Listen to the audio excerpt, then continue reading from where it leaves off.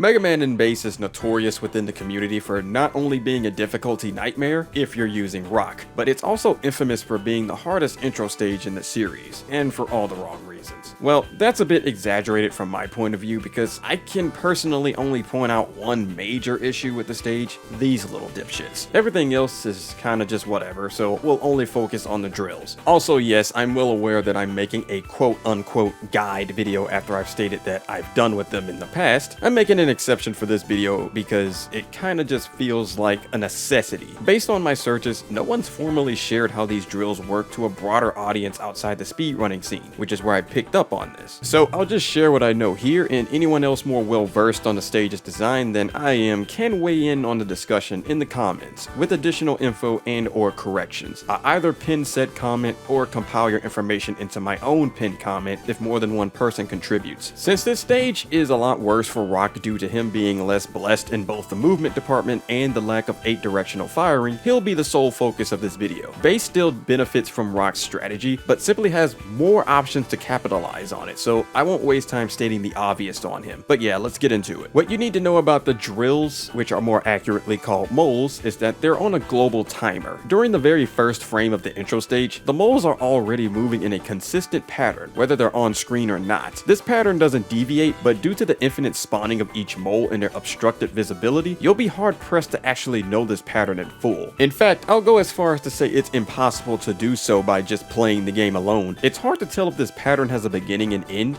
then just loops, or it starts with a pattern, then eventually just infinitely spawn in random spots from there. I don't know, and I won't pretend to, but the specifics aren't important. Despite their pattern, they can still seem random the moment you lose your momentum. That's because of two things. One, your own movements aren't consistent with each run of the stage, and two, if you backtrack at any point, whether to avoid a mole or taking damage, the moles can move in spots they normally shouldn't. Check this clip here where I took damage. See the mole here where the arrow's pointing? It's not supposed to be there, but for some dumb reason, the pattern gets thrown off whack when your character moves backwards instead of forward for any reason. A typical speedrun of this stage always provides a consistent pattern because the runner practices the stage at the same pace with no pauses, aside from strategic damage boost, and a fixed movement strategy they choose to incorporate. This ensures that the moles appear exactly where they expect them to. Notice in my footage, I make a big jump before transitioning to the next screen from the first wave of moles. Due to my slight delay in movement, whether it was like a mistimed jump or moving just a second or two slower than usual, that last mole will start rising at the end. If my movements were slightly more optimized in that clip, the mole wouldn't have appeared at all, and I could have just slid right through. So in situations like that, I simply incorporated the jump into my muscle memory as a safeguard for any minor mistakes in my movement. Now, how can a casual or challenge runner benefit from this information? While there's limited options in casual play, you can still take the same approach as the no damage challenge runner. Proceed consistently.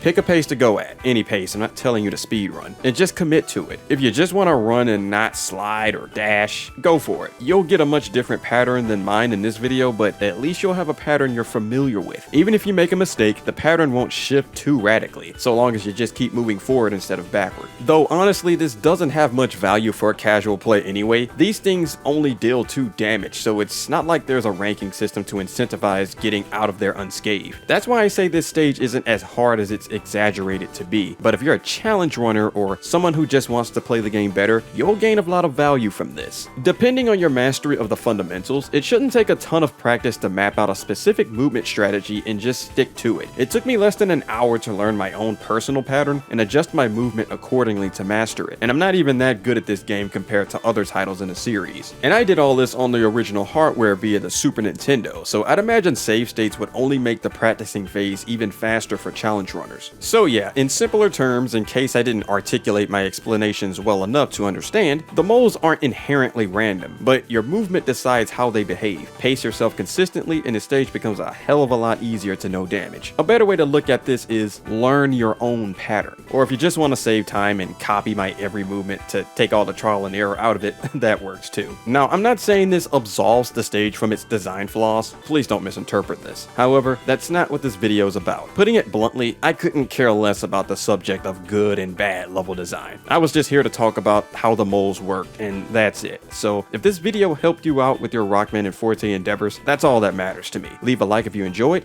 and stay chill.